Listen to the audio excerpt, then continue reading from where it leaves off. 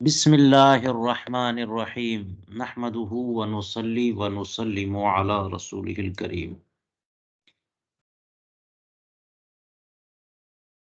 مسلم الثبوت کے مصنف نے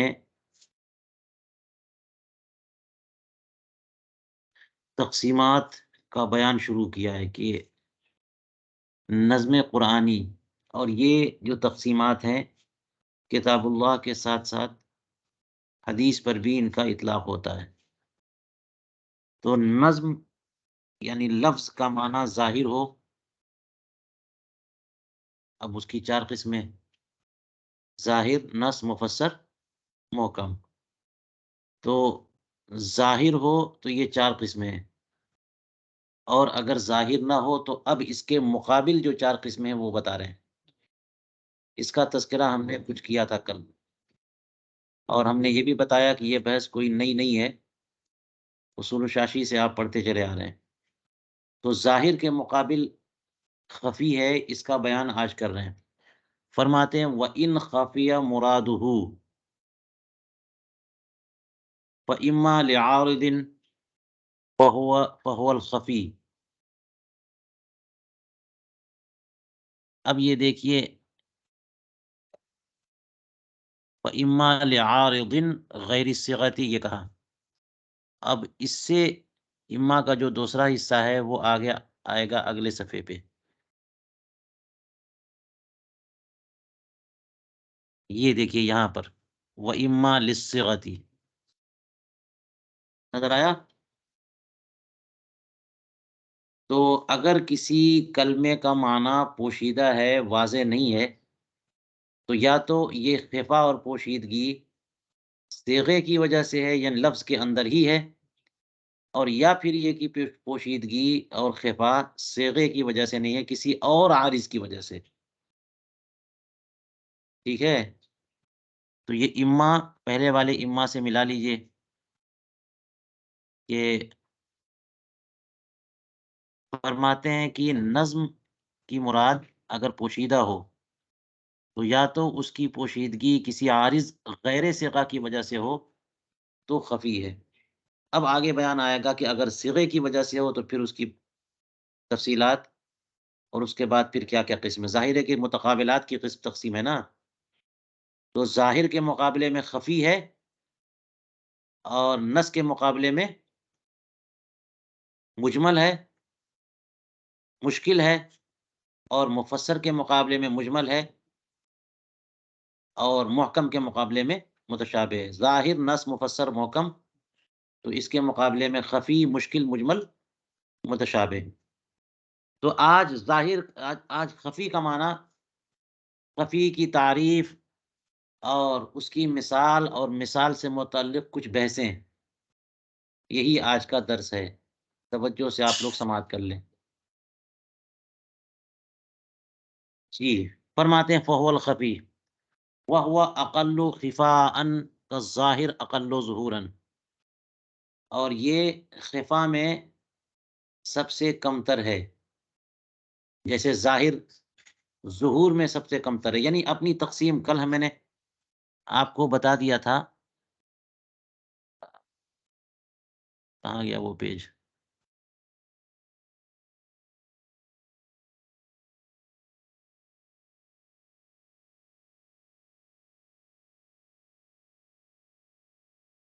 ظاہر، نص، مفسر، محکم۔ تو ظاہر، اور بتایا تھا نا کہ ہر اگلا پہلے والے سے قوی ہے، تو ظاہر میں ظہور ہے تو نص میں اس سے زیادہ ظہور، کیونکہ ظاہر اسی مقصد کے لیے لایا نہیں گیا، لیکن نص جو ہے نا اسی مقصد کے لیے اس کو پیش کیا گیا۔ مفسر میں تو متکلم کی طرف سے بیان بھی آ جاتا ہے، تو احتمال تعویل و تخصیص بھی ختم، تو مفسر نص سے بھی زیادہ ظاہر ہے، اور محکم تو اتنا ظاہر ہے کہ اب وہاں پر احتمال نص بھی ختم ہو گیا۔ تو ہر اگلا پہلے والے سے قوی ہے، تو اس کا مطلب پہلا والا بعد والے سے کم ہے۔ تو ظاہر ظہور میں باقی جو قسم ہے اس سے کم ہے نا، تو اسی طرح سے اس کے مقابلے میں خفی، مشکل، مجمل، متشابہ. تو یہ خفا میں پہلا والا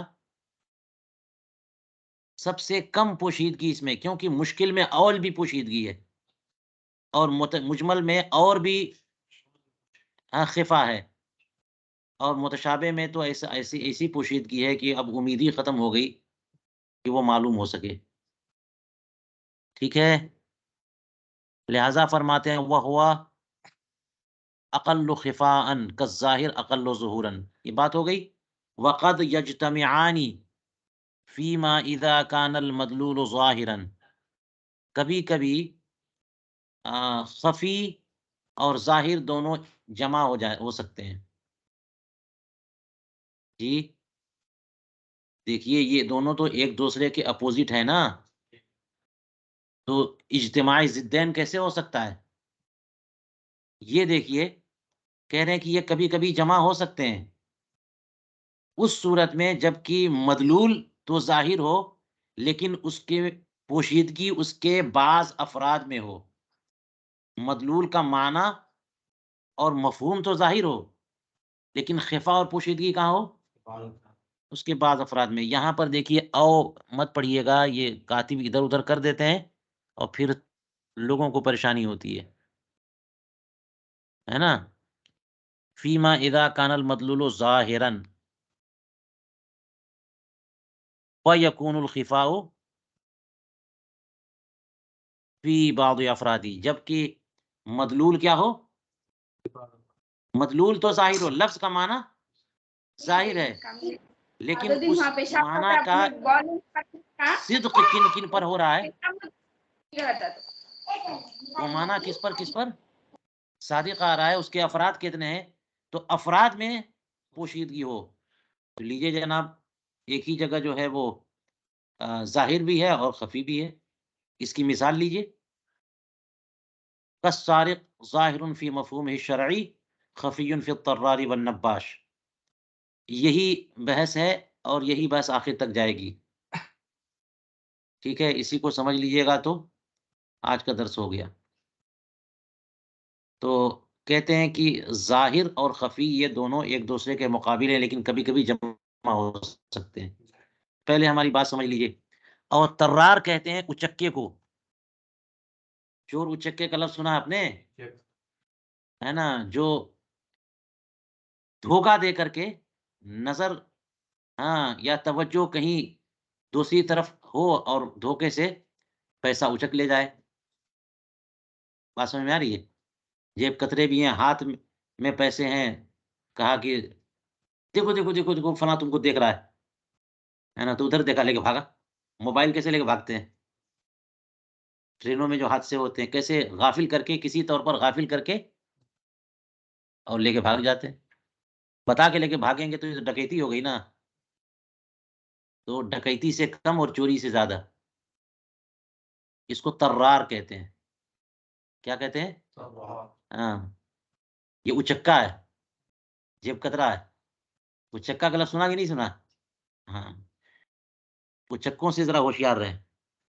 اور نباش کفن چور. نباش کون ہے؟ کفن چور.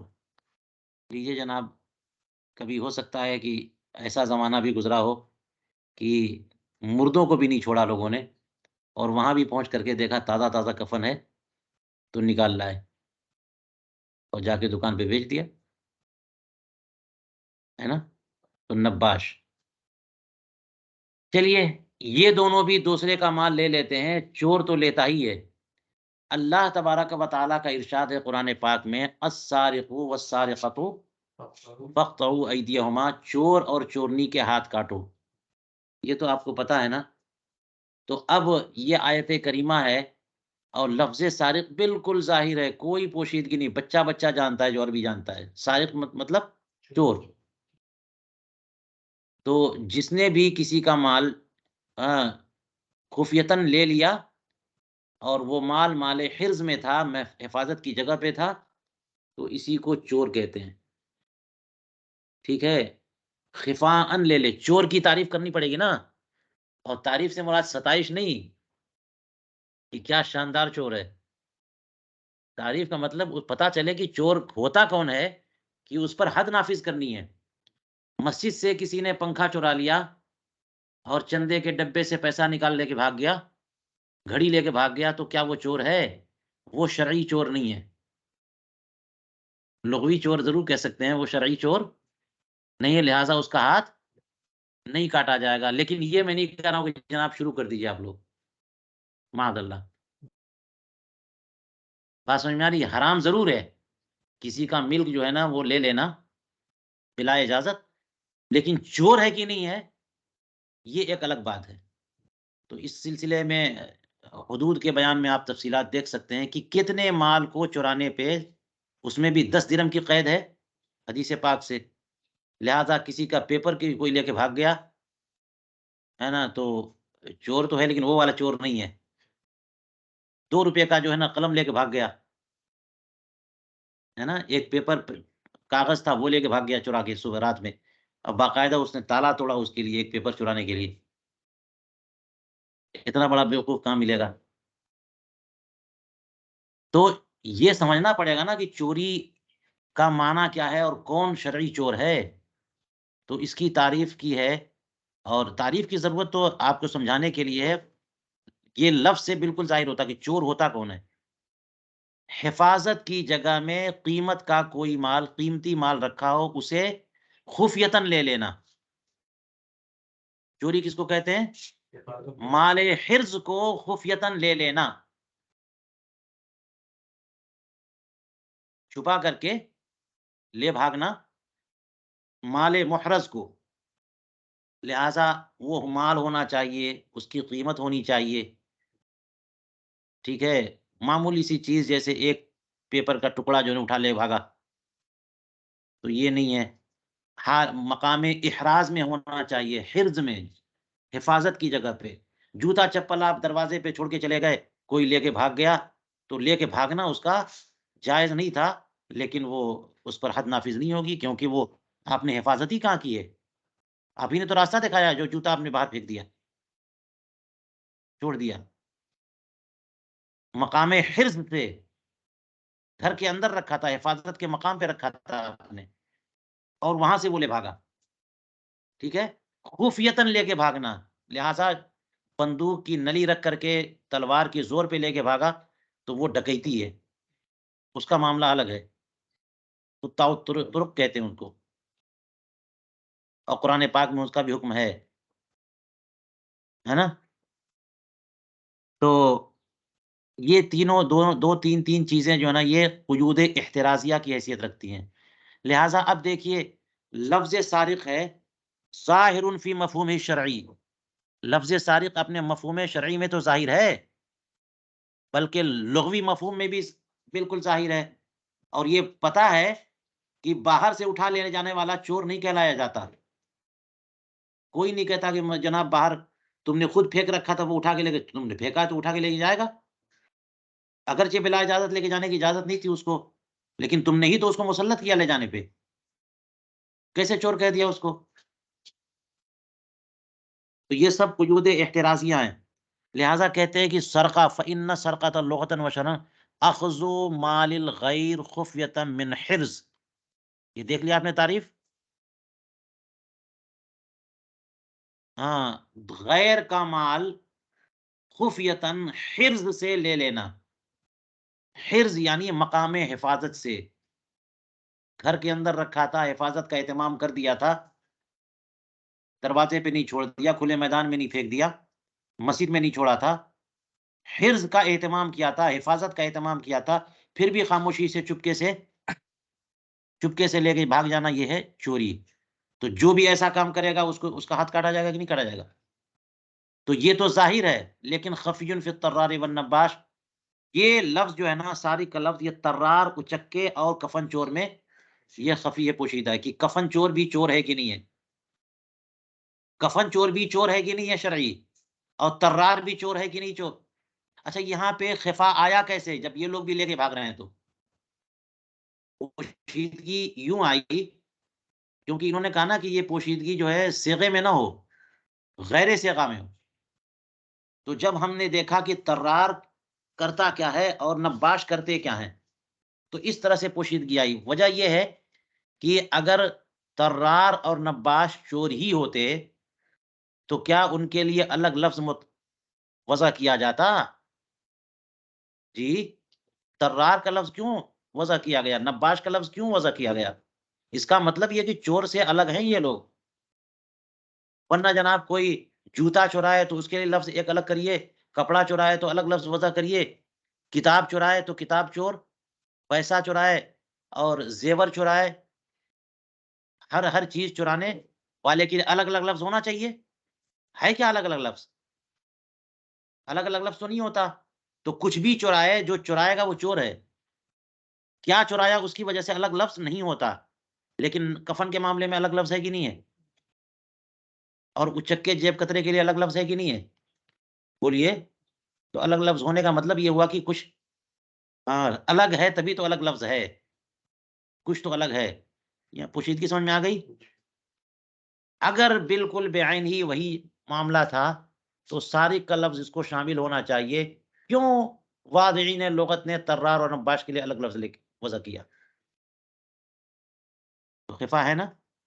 تو خفا کی وجہ کیا؟ للاختصاص باسم، ایک الگ نام کے ساتھ خاص کر دینے کی وجہ سے یہاں پوشیدگی آئی۔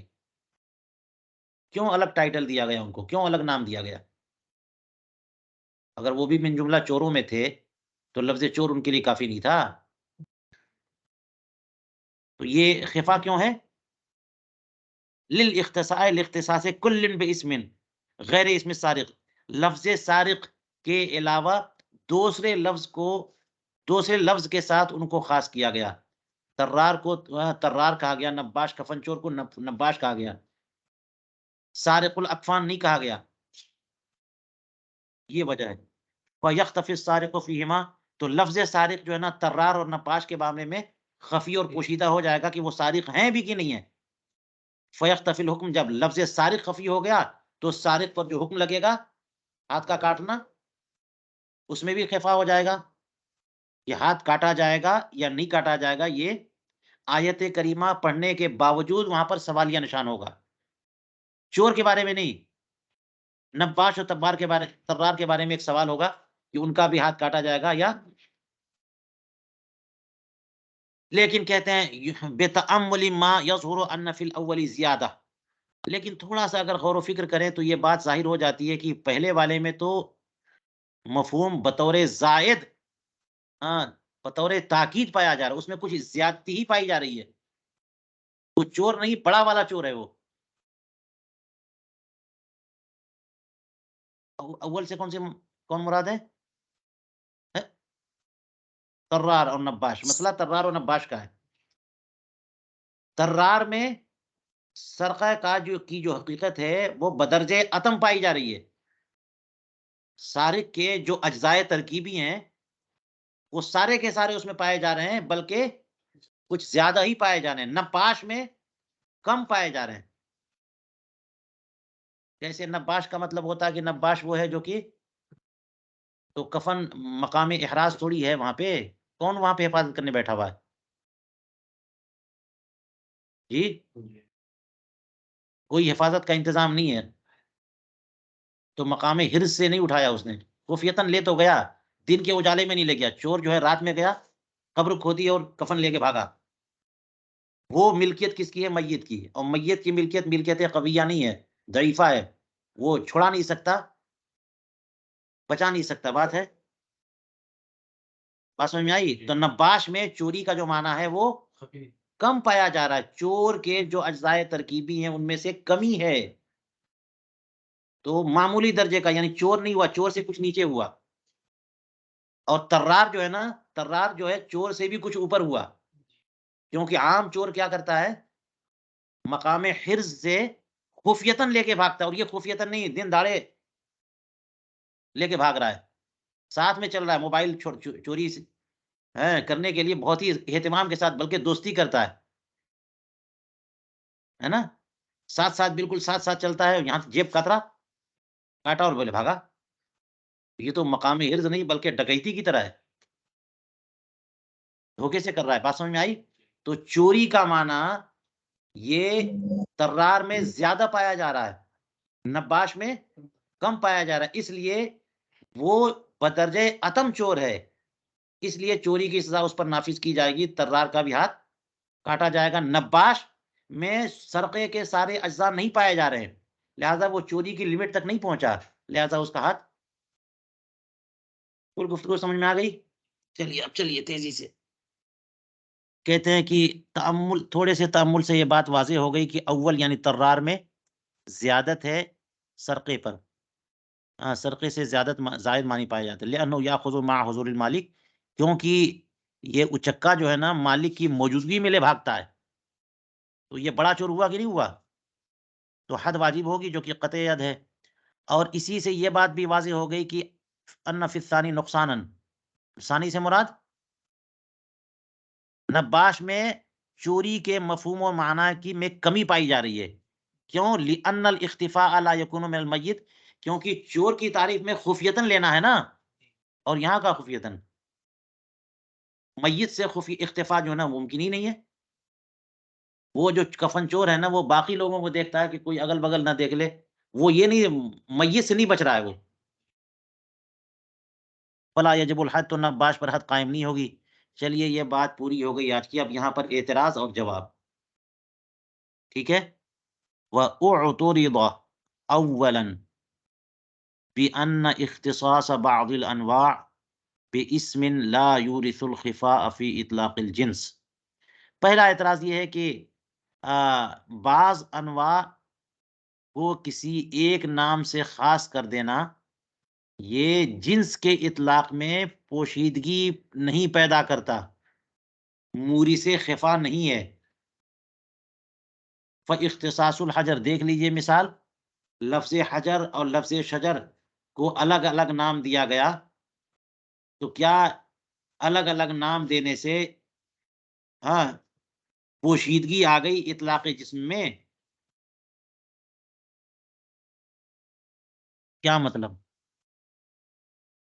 مطلب یہ کہ دیکھیے یہ جسم نامی ہے نا، یا جسم مطلق، یہ جنس ہے، جنس عالی، اب اس کے انواع میں جو ہے نا وہ شجر بھی ہے اور حجر بھی ہے نا، انسان بھی ہے، سب ہیں، تو سب جسم ہے کہ نہیں ہے؟ سب کیا ہیں؟ تو جسم کے بہت سارے انواع، جسم جنس ہے، یہ وہی منطقی جنس، اور یہ سب کے سب کیا ہیں؟ اس کے بہت سارے انواع ہیں، تو شجر یعنی وہ ایک جسم وہ ہے جو جس میں نمو نہیں ہے، بڑا سخت ہوتا ہے، اسے حجر کہہ دیتے ہیں، جس میں نمو اور وہ نشو و نما ہوتی رہتی ہے اس کو شجر کہتے ہیں، اگر متحرک بالارادہ وہ جسم ہے تو اسے انسان کہتے ہیں۔ الگ الگ نام دیا گیا کہ نہیں؟ تو کیا الگ الگ نام دینے سے یہ لازم آ گیا کہ جسم کا اطلاق ہی نہ ہو سکے؟ کہ عام جسم تو جسم ہے لیکن شجر جسم نہیں ہے، کوئی پوشیدگی آ گئی؟ تو الگ نام دینے سے آپ نے کیسے کہہ دیا کہ الگ نام آ گیا تو پوشیدگی آ گئی؟ سوال سمجھ میں آیا؟ پہلی تقریر وہ اس کی کیا تھی کہ پوشیدگی لفظ سارق کا طرار اور نباش پہ صادق آنے میں خفا ہے کہ نہیں ہے؟ اس پوشیدگی کی وجہ کیا ہے؟ اس پر اعتراض کہ ایک جنس کے تحت بہت ساری انواع ہوں تو انواع کے لیے الگ الگ نام دیا جاتا ہے، اس کے باوجود وہ جسم جو ہے نا سب پر صادق آتا ہے اور اس میں کوئی پوشیدگی نہیں ہوتی، جیسے شجر حجر وغیرہ دیکھ لیجیے آپ، تو کیا جسم کے اطلاق میں کوئی پوشیدگی ہے؟ یہ بھی جسم ہے، وہ بھی جسم ہے، وہ بھی جسم ہے، اسی طرح سے سارق جو ہے نا ایک جنس ہے، اس کے تحت یہ فلاں چور فلاں چور فلاں چور، تو طرار اور نباش بھی اس کے ماتحت ہیں، الگ نام دیا گیا تو کوئی خفا نہیں ہونا چاہیے۔ یہ اعتراض سمجھ میں آ گیا؟ اس اعتراض کا جواب جو ہے نا آگے دیں گے، ٹھیک ہے؟ دوسرا سوال دیکھتے ہیں، وثانین بِأَنَّهُ هل ہما من افراد السارق ام لا، طرار اور نباش یہ سارق کے افراد میں سے ہیں یا نہیں ہے، یہ بتائیے، یہ سارق ہیں یا نہیں ہے؟ علی الاول اگر ہیں تو یجب الحد، حد واجب ہوگی، قرآن پاک نے کہا کہ چور پہ حد نافذ ہوگی۔ خفین کا معاملہ، چاہے خفی ہو یا خفی نہ ہو، دونوں پہ حد نافذ ہو۔ وعلی الثانی، اور اگر یہ سارق کے افراد نہیں ہیں، لا یجب الحد، تو پھر حد نافذ نہیں ہوگی۔ ولا خفاء، اور آپ نے کہہ دیا کہ نہیں ہے تو خفا کہاں ہے؟ چور کے افراد میں سے نہیں ہے تو خفا نہیں ہے، یہ بھی ایک اعتراض ہو گیا۔ یہ دونوں چور ہیں یا نہیں ہیں؟ اگر ہیں تو حد نافذ ہوگی، اور نہیں ہے تو حد نافذ نہیں ہوگی، لیکن خفا نہیں ہے۔ تو دونوں یہ سوال سمجھ میں آیا کہ اگر یہ ہیں تو دونوں پہ حد نافذ ہوگی، حالانکہ آپ نے کہا کہ نباش پہ نافذ نہیں ہوگی، اور نہیں ہے تو پھر کیسے کہہ دیا آپ نے کہ خفا ہے؟ چلیے، یہ دونوں اعتراض یہاں پہ پیش کیا شارح نے، اور ان دونوں اعتراضوں کے جواب کے لیے یہ تمہید پیش کر رہے ہیں، والحق فی تحقیق المقام کہہ کر کے۔ یہ دونوں اعتراض تو سمجھ میں آ گئے نا؟ چلیے، شارح اس کی تفصیل، جواب کے لیے تفصیل کرتے ہیں، وہ تفصیل دیکھیے۔ فرماتے ہیں کہ اس مقام میں تحقیق حق یہ ہے کہ ان معنی السرقۃ معلوم ويزعم في بعض الرأي ان الطرار والنباش من افراده حقیقتاً۔ سرقہ کا معنی تو بالکل معلوم ہے، اور بادی الرائے، بادی النظر میں یہ گمان گزرتا ہے کہ طرار اور نباش اسی کے افراد میں سے ہے، حقیقتاً اسی کے افراد میں سے ہیں، لیکن یہ بظاہر محسوس ہوتا ہے۔ سرقہ کا معنی ہر بندے کو معلوم ہے، لفظ سرقہ یا سارق بولیں گے پتہ چل جائے گا کہ چھپا کر کے کوئی مال جو ہے نا وہ لیا اس نے، قیمت والا مال لیا، مٹی اٹھانے کو کوئی چوری نہیں کہہ دیتا۔ تو سرقہ کا معنی معلوم ہے، اور بادی الرائے سے یہ گمان گزرتا ہے کہ طرار اور نباش جو ہے نا حقیقتاً اس کے افراد میں سے ہیں، لیکن پھر یہ کہ طرار اور نباش ان دونوں کو الگ الگ نام دیا گیا، تو اختصاص کل منہما باسم خاص، ایک مختصر نہیں، ایک مستقل اور خاص نام کے ساتھ ان کا خاص کر دینا، یہ اصل میں شبہ دے رہا ہے۔ کیا ضرورت تھی الگ نام دینے کی؟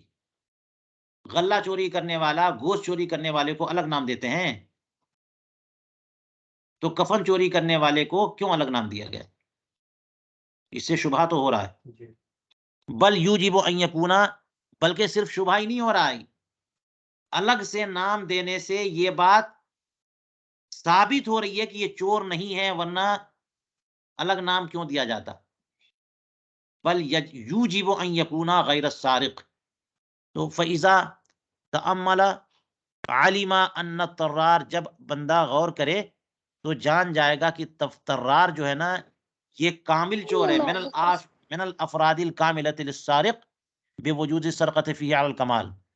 طرار یہ اچکا، یہ چور کے افراد کاملہ میں سے ہے، چور کے کیوں؟ اس لیے کہ اس کے اندر چوری کا جو معنی ہے، سرقے کا جو معنی علی وجہ الکمال پایا جا رہا ہے۔ وہ اختصاص کے اختصاص بعض انواع الجنس بالاسم، اور اس کا خاص کر دینا الگ ایک الگ نام کے ساتھ، یہ ایسے ہی ہے جیسے ابھی آپ نے مثال دی ہے کہ جسم کے ایک نوع کو شجر کہہ دیا، ایک کو حجر کہہ دیا، ایک کو فلاں کہہ دیا، تو اس میں اطلاق میں کوئی فرق نہیں پڑتا، ہم تسلیم کیا۔ طرار میں بالکل یہی بات ہے، بات سمجھ میں آ رہی ہے؟ وہ اختصاص کے اختصاص بعض انواع الجنس بالاسم فوجب الحد بعموم السارق ایاہ عبارتاً، لہذا طرار پر حد واجب ہوگی، کیوں؟ اس لیے کہ لفظ سارق جو قرآن کریم میں آیا وہ اسے بھی شامل ہے، اسے بھی عام ہے۔ لفظ سارق، السارق والسارقۃ فاقطعوا ایدیہما، یہ طرار کو بھی عبارت النص سے، عبارت میں شامل ہے، کہ مقام حرز سے خفیتاً لینا، اور یہ بھی مقام حرز سے خفیتاً لیتا ہے، اور خفیتاً سے بڑھ کے ہے یہ۔ لیکن جب نباش پہ ہم نے غور کیا، جب نباش کے تعلق سے علم عدم و وجود معنی السرقۃ فی، جب یہ پتا چلا کہ اس میں تو چوری کا معنی پایا ہی نہیں جا رہا ہے، اس میں چوری کا پورا معنی پایا نہیں جا رہا، کیوں؟ اس لیے کہ یہاں پر حرز نہیں ہے. جی بولیے، کیا نہیں ہے؟ حرز نہیں ہے. حرز سے لینے کا نام چوری ہے. مقام حفاظت سے، روڈ پر کوئی چیز پڑی تھی اسے اٹھا لینا، یہ چوری نہیں ہے. اور یہاں پر حرز نہیں ہے، کوئی حفاظت کرنے والا نہیں ہے وہاں پہ. اسی طرح سے وعد میں وجود الخفیہ، خفیہ، خفیتاً لینا بھی نہیں ہے. وہ تو میت سے چھپا کے تو نہیں لے رہا ہے، میت تو وہیں لیٹا اس سے نکال کے لے رہا ہے. ہاں، دوسرے لوگوں سے چھپا کے. وعد مل کے تام، اسی طرح سے مل کے تام بھی نہیں ہے، کیونکہ کفن کا مالک کون ہے؟ وہی میت ہے. اور میت کے اندر اب یہ صلاحیت نہیں ہے کہ وہ مالک بن سکے، تو اس کی ملک ہے لیکن یہ ملک تام نہیں ہے، کمزور ملک ہے. لأن المالک للکفن المیت، کیونکہ کفن کا مالک کون ہے اور اس کی ملکیت ضعیف ہے، لا اس کا کوئی اعتبار نہیں. فلم يدخل فی عموم السارق، تو لفظ نباش سارق کے عموم میں داخل نہیں، لہذا حد واجب نہیں ہے، کیونکہ اس کے وجوب حد کی کوئی دلیل نہیں ہے. نباش کفن چور کا ہاتھ کاٹا جائے گا، اس کی کوئی دلیل نہیں. بات ہو گئی. اور جس خفا کی بات ہم نے کی ہے تعریف میں، جو خفا تعریف میں لفظ خفا آیا، اس سے خفا فی بعض الافراد لعروض عارض ہے. وہ خفا کیا ہے؟ افراد، بعض افراد میں کسی عارضی سبب سے. صیغے میں کوئی خفا نہیں ہے، لفظ کے معنی اور مدلول میں کوئی خفا نہیں ہے، بعض افراد میں خفا، یہ مراد ہے. ٹھیک ہے. فالحاصل انہ انما حد التر نہیں، فالحاصل انہ انما حد الطرار لکونہ سارقا حقیقتا ولم یحد النباش لکونہ غیر سارق حقیقتا. تو پوری گفتگو کا خلاصہ یہ ہوا کہ طرار کو سزا دی گئی، حد نافذ کی گئی، کیوں؟ اس لیے کہ وہ حقیقتاً سارق ہے. اور نباش کو حد نہ دی گئی اس لیے کہ وہ حقیقتاً سارق نہیں ہے. لہٰذا وہ السارق والسارقۃ والی آیت کس کو شامل نہیں ہے؟ ہاں، مگر یہ کہ یہ جو بات ہم نے نتیجے کے طور پہ نکالی ہے بذات خود ظاہر نہیں تھی، یہ تأمل سے بات معلوم ہوئی ہے. الا انہ علم بتأمل. چلیے پوری گفتگو ہو گئی. یہ جواب بھی ان کا ہو گیا. یہ جو کہہ دیا انہوں نے کہ ایک الگ نو کا نام الگ دے دیا جائے تو جنس سارق نہیں ہے، تو یہاں پہ تو ہم کہہ رہے ہیں. ٹھیک ہے. اور جس پوشیدگی کی بات، یہ اس کا جواب بھی ہو گیا جو دوسرا والا سوال تھا کہ وہ نہیں ہے تو پوشیدگی نہیں ہے. انہوں نے دوسرا والا جواب کیا دیا تھا؟ دوسرا سوال، دوسرا اعتراض، اگر دونوں چور نہیں ہے تو حد نافذ نہیں ہوگی تو خفا بھی نہیں ہے. تو ہم نے کہا خفا ہے یہاں پہ. اور خفا سے مراد یہ جواب ہو گیا نا، خفا ہے لیکن خفا صیغے میں نہیں ہے، اس کے افراد میں کسی عارضی سبب سے ہے کہ وہ تعریف اس پر صادق آ رہی کہ نہیں آ رہی ہے، یہ مراد ہماری.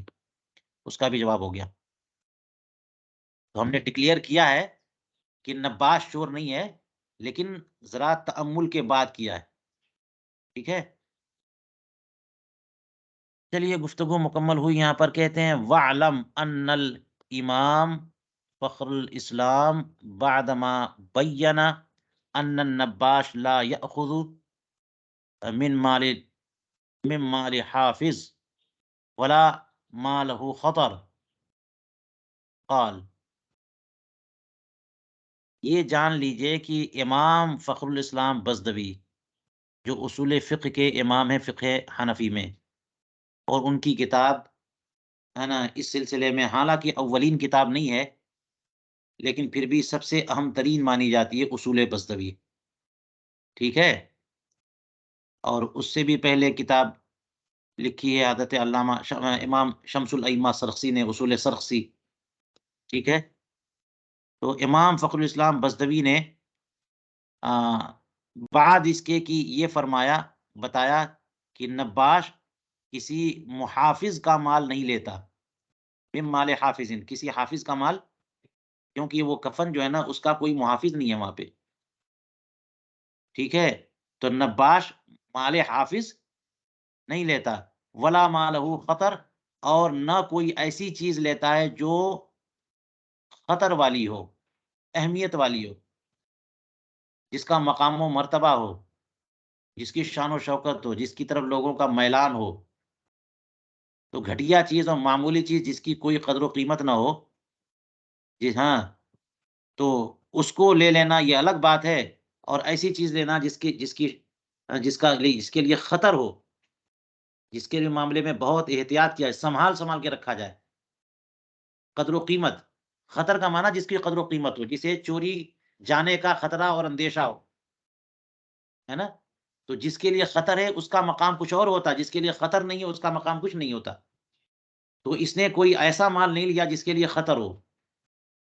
کفن کے معاملے میں کون جو ہے نا رشک کرتا ہے کہ کاش کہ کفن مجھے شام میں مل جاتا، یہ والا دے دیتا کوئی، ہے نا؟ میں تو کفن ایسی چیز نہیں جس کے لیے خطر ہو، کفن ایسی کوئی چیز نہیں ہے جس کے لیے خطر ہو۔ تو جو چیز خطر والی ہوتی ہے، جیسے ویسے کہ ایک میں نے بتایا نا، اسی لیے فرمایا شریعت نے کہ کم سے کم 10 درم، اور درم اٹھنی چونی اس کی اہمیت ہی کون دیتا ہے؟ بتاؤ، کسی کی چمنی اٹھنی اور 5 پیسہ اگر گم ہو جائے یا کوئی اٹھا لے جائے تو لڑائی کرے گا، کیس کرے گا اس پر، تو ذی خطر نہیں ہے۔ تو کفن بھی ذی خطر نہیں ہے، اور حفاظت کے مقام پر بھی نہیں ہے۔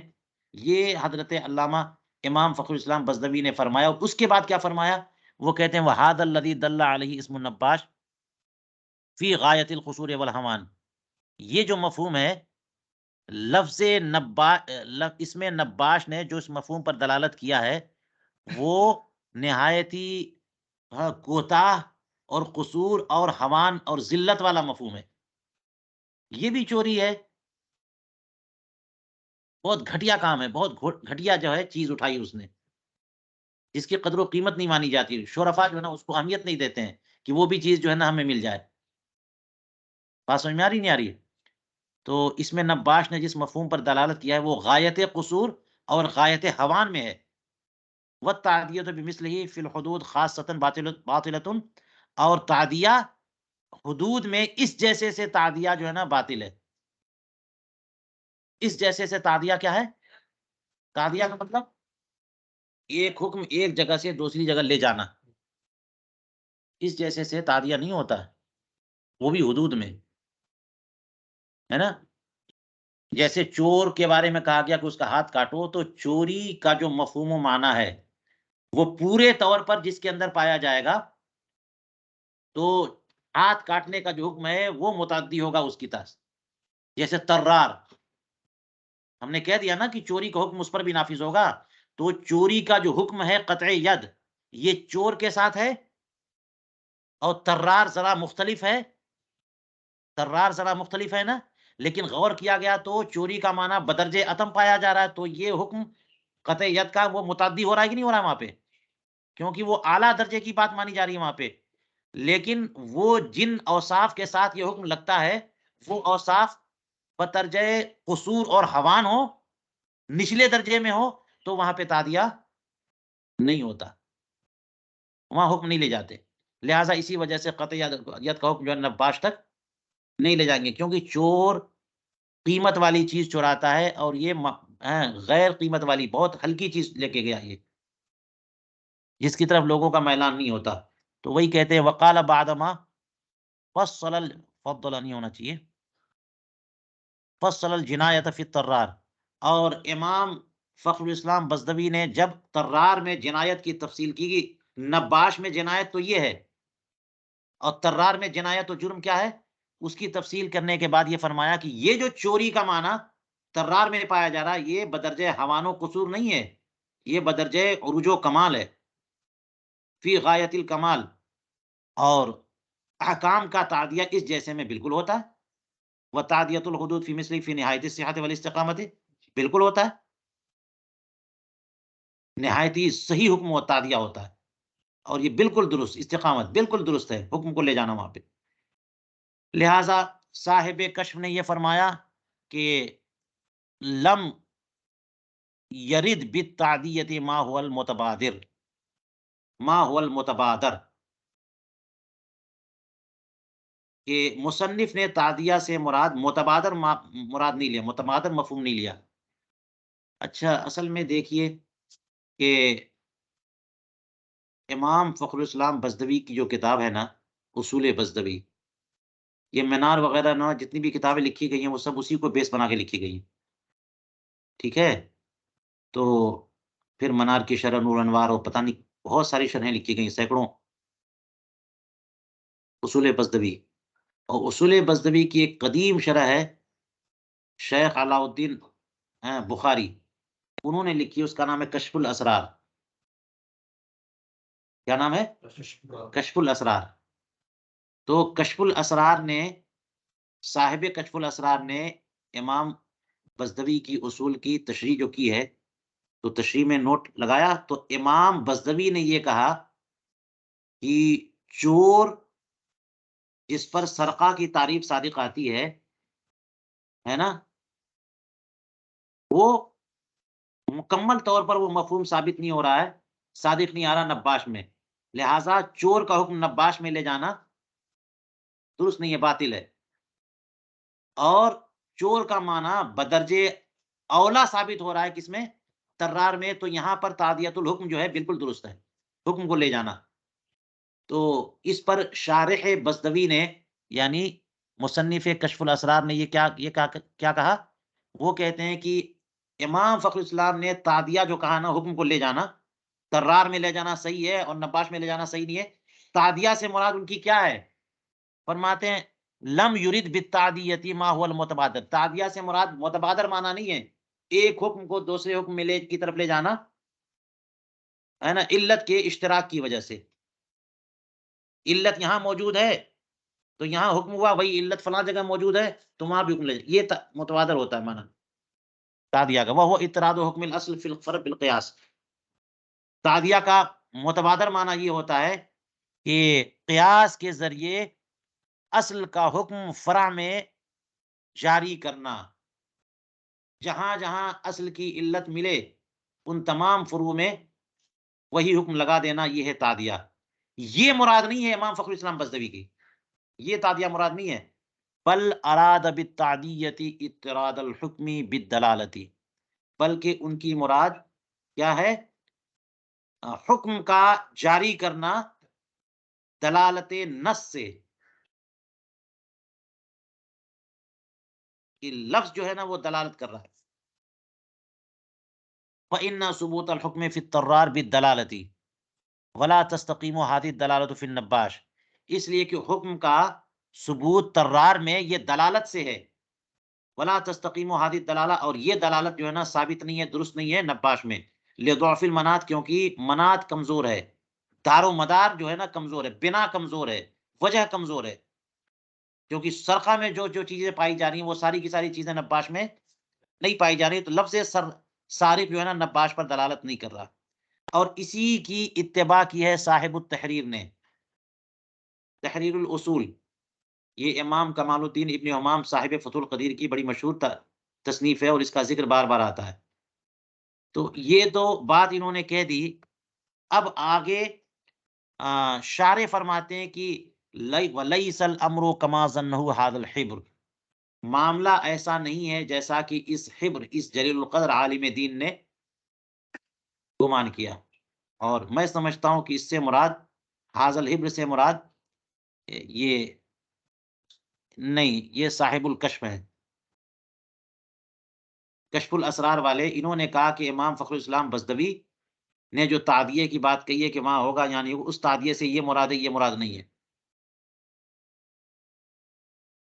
فَإِنَّهُ قَدْ أَثْبَتَ هَذَا الْإِمام، اس لیے کہ امام فخر الاسلام بزدوی نے ثابت کیا ہے وجود مفہوم السرقہ فی الطرار علی الکمال، انہوں نے سرقے کے مفہوم کا وجود طرار میں علی وجہ الکمال ثابت کیا ہے، وہذا یوجب تناول الصیغۃ عبارتاً، اور یہ ثابت کرتا ہے کہ لفظ سارق اپنی عبارت سے اس کو شامل ہے، دلالت سے نہیں، عبارت سے. تو لفظ سارق خود صادق آ رہا ہے طرار پر، اور لفظ سارق صادق نہیں آ رہا ہے نباش پہ. یہ تو مطلب صاف ظاہر ہے امام فخر الاسلام بزدوی. تو آپ نے کیسے کہہ دیا کہ مراد یہ نہیں ہے؟ ہاں، بلکہ مراد ان کی تعدیہ سے اطراد الحکم بالدلالت ہے. اور دلالت پتہ ہے نا کہ دلالت عبارت کے بعد آتی ہے، عبارت النص. اور دلالت النص کا معاملہ بعد میں لفظ اس کو شامل ہی نہ ہو. دلالت کا مطلب ہوتا ہے لفظ اس کو شامل نہ ہو، اس کے معنی سے اس معنی ثابت ہوتا ہو. اور یہاں جو امام فخر الاسلام بزدوی نے بتایا ہے، اس سے تو ثابت ہو رہا ہے کہ لفظ ہی اس کو شامل ہے.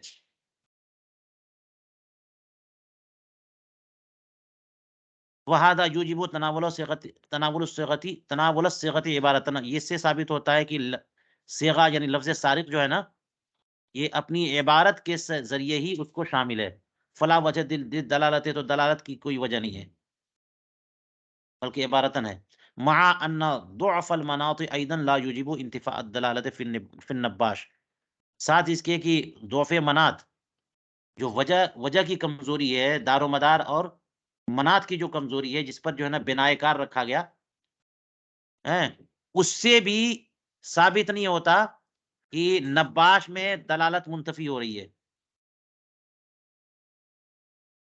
بل الحق ان مراد هذا الامام بالتعدیت المعنى اللغوی. بلکہ حق یہ ہے کہ نہ وہ نہ یہ، تعدیے سے مراد یہاں پہ تعدیہ معنی لغوی ہے، حکم کو ایک جگہ سے دوسری جگہ لے جانا. سارق کا حکم قطعیت، وہ حکم ترار میں ثابت کرنا اور نباش میں ثابت نہ کرنا، یہی مراد ہے ان کی. وہ ہوا اطراد الحکمی، اور وہ کیا ہے؟ صرف اطراد حکم. جو حکم یہاں پر ہے وہی حکم وہاں لے جانا.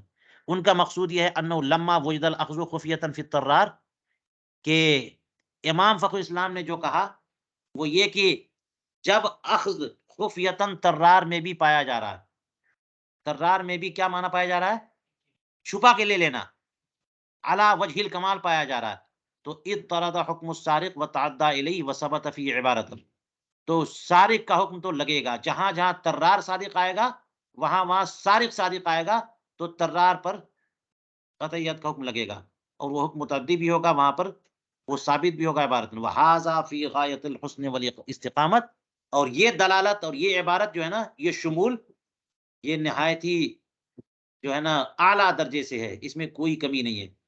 اور رہا نباش کا معاملہ، فلما لم یوجد فیہ المعنی علی الکمال. چونکہ سرقے کا معنی علی وجہ الکمال نباش میں پایا نہیں گیا اپنی تمام قیودات کے ساتھ، جو کہ حرز ہے اور ماخوذ کا ذا خطر ہونا ہے نا. تو اس لیے لفظ سارق اس کو شامل نہیں ہے. فالتعدیۃ ای سرایۃ الحکم الیہ فی غایۃ الضعف. اس وجہ سے سارق کا حکم نباش کی طرف لے کے جانا یہ نہایت ہی کمزور معاملہ ہوگا بعدم دلالت عبارت، کیونکہ لفظ سارق جو ہے نا اس پر دلالت نہیں کر رہا ہے، اور نباش جو ہے نا اس میں نہیں آ رہا ہے. وحل هذا الا کما تعدى حکم الانسان فی الفرض. یہ تو ایسے ہی ہو جائے گا جیسے کہ انسان کا حکم فرض پہ لگا دیا جائے صرف حیوانیت کے وجود سے. آپ نے جو وہاں مثال دی تھی، ہم یہاں مثال دیتے ہیں کہ حیوان جنس ہے اور اس کے دو انواع ہیں، مثال کے بہت انواع ہیں، ان میں دو، ایک انسان ہے ہیں جو حیوان ناطق ہو کر کے ممتاز ہے، اور فرس ہے وہ حیوان ساحل ہو کر کے ممتاز ہے. ٹھیک ہے. تو اب چونکہ انسان پر حیوان صادق آ رہا ہے اور فرس پر بھی حیوان صادق آ رہا ہے، تو انسان کو ہی ہے فرض کہہ دیا جائے، یا جو فرض کا حکم ہے وہ انسان پہ لگا دیا جائے، یا جو حکم انسان کا ہے وہ فرض پہ لگا دیا جائے. یہ بیوقوفی کی بات ہوگی کہ نہیں ہوگی؟ انسان کی کچھ کوالٹی ہے جو فرض میں نہیں پائی جا رہی ہے. ففہم. چلیے اب یہ سب تحقیق مکمل ہو جانے کے بعد کہتے ہیں والجواب عن الاول. کون سا جواب؟ پہلا جواب کیا تھا؟ پہلا سوال کیا تھا؟ جنس کی بہت سارے انواع ہوں اور ان کے الگ الگ انواع کے لیے الگ الگ نام دے دیا جائے، تو کیا اس سے جنس کے اس پر صادق آنے میں کوئی کمی ہو جائے گی؟ یہ سوال تھا. جیسے جسم ایک جنس ہے اور شجر اور حجر اس کے دو نوع ہیں. تو کیا شجر ہو جانے سے جسمیت میں کمی آ گئی؟ یہ ان کا جو ہے نا پہلا اعتراض تھا، اس کا جواب کیا ہے؟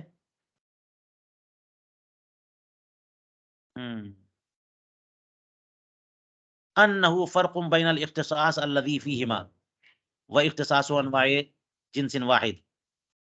جس اختصاص کی ہم نے بات کی ہے وہ الگ ہے، اور جس اختصاص سے آپ مثال دے رہے ہیں وہ الگ ہے. آپ نے مثال یہ دیا نا، ایک جنس کے مختلف انواع کے اختصاص کی بات آپ کر رہے ہیں. ایک جنس کے تحت مختلف انواع، جسم کے تحت جو ہے نا شجر اور حجر.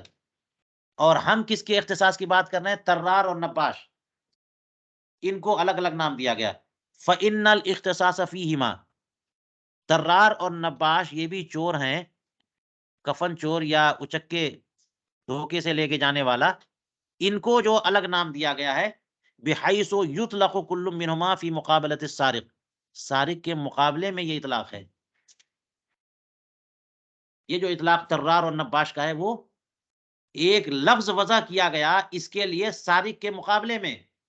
اس کا مطلب لفظ سارق ان کو شامل نہیں تھا، یا تو معنی میں زیادتی ہے یا معنی میں کمی ہے. اس وجہ سے لفظ سارق ان کو شامل نہیں تھا تو الگ نام دیا گیا. تو سارق کے مقابلے میں.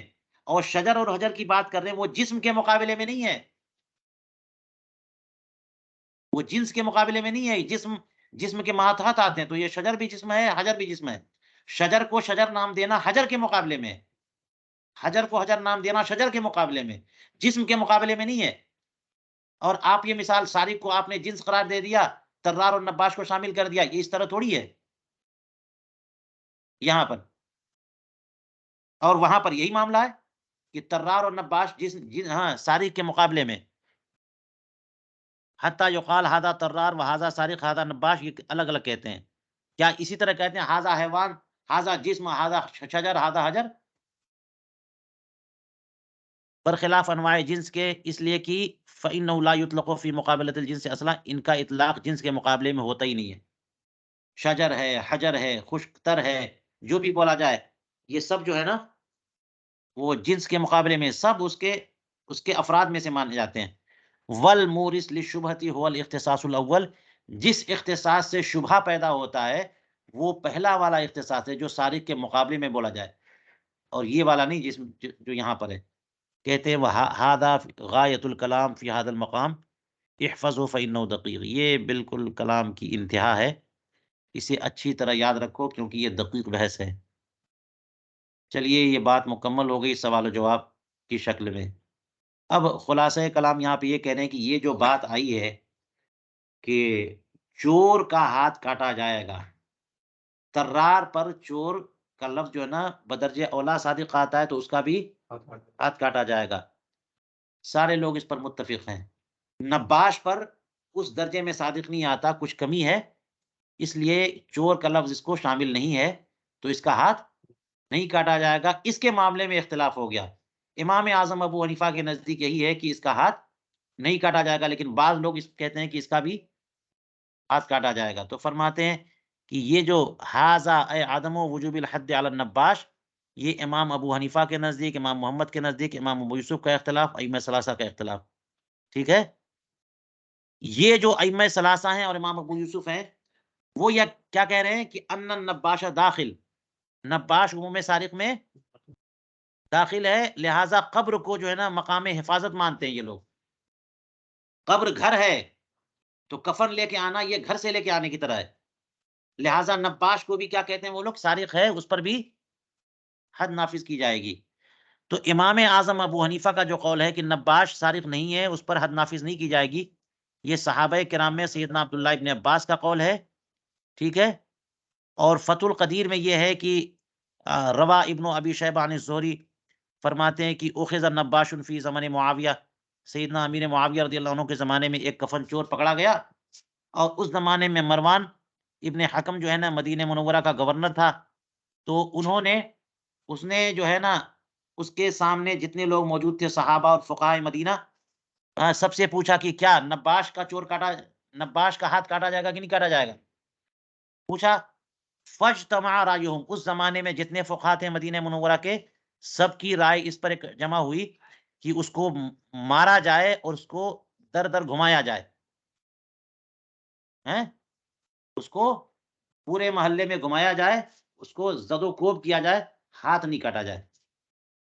تو اس سے بھی اندازہ ہوا کہ صرف حضرت عبداللہ ابن عباس رضی اللہ عنہما حضرت امام ابو حنیفہ کے ساتھ نہیں ہے، بلکہ ان کے علاوہ بہت سارے صحابہ کرام ہیں جن کا مذہب ہمارے مذہب کی طرح ہے، ٹھیک ہے۔